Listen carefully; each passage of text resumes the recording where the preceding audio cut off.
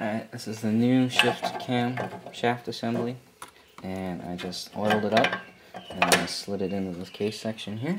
You can see there. And now it'll be time for the shift forks. Shift forks go in a specific order. Here are the shafts. This is my bad one. I'm sorry, no. This is the bad one here. And this one goes in. This one goes by himself. I need to look up the orientation though. This is my new fork. I've gone through a few of these before. Hopefully I won't have to go through any again. For some reason these things always look like they're used when they're new. I'm going to slide off the bad L. If you notice here, it's a L fork. Wear and tear on this. Slide that off that shaft. Get rid of this. Slide this one here. The letters, we got an L and we got an R on this shaft. They go to the right of the motor, which would be this direction, which would be clutch side. So I need to slide these suckers in. I'm going to put this thing about in the neutral position.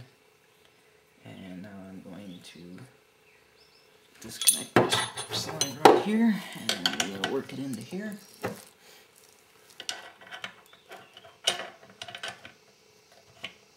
And there's that one.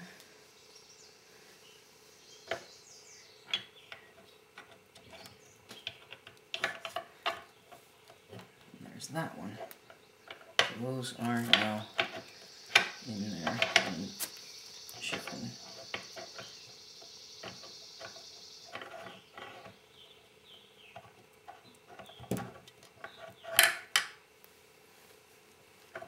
The other one, same thing.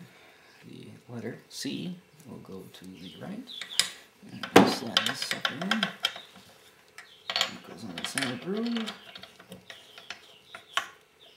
And there's your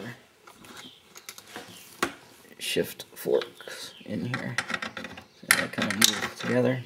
A little floppy right now because they're not being held in proper position by the gears. My best here to show you. I'm going to move the cam assembly while spinning the output shaft just so it's easier to manipulate the transmission as it goes. You can see the shift forks moving. I don't know if you can from your angle. Doing my best to, there you can kind of see them there at the bottom, following their tracks.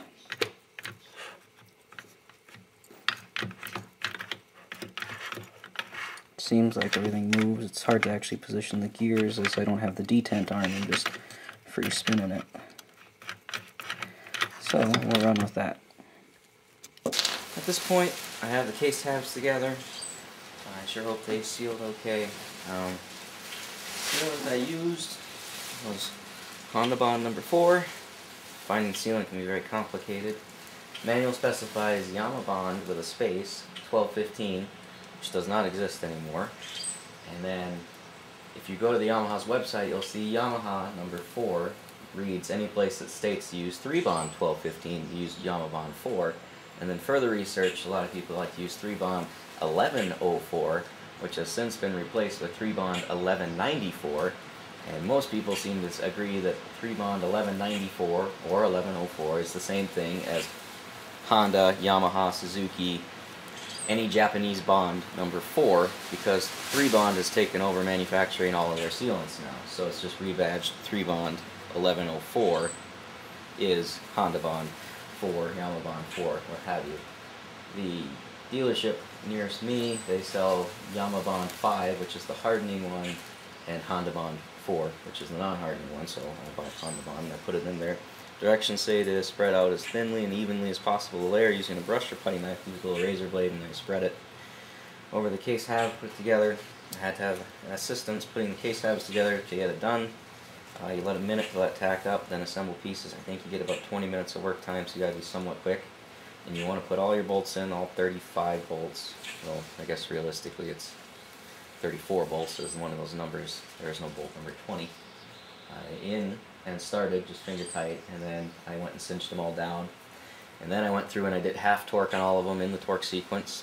and then I went and did final torque value on all of them in sequence. So it was a lot of flipping the case over, back and forth, and it was nice to have an extra set of hands during that time too. And you have to do it somewhat quickly to get it there. So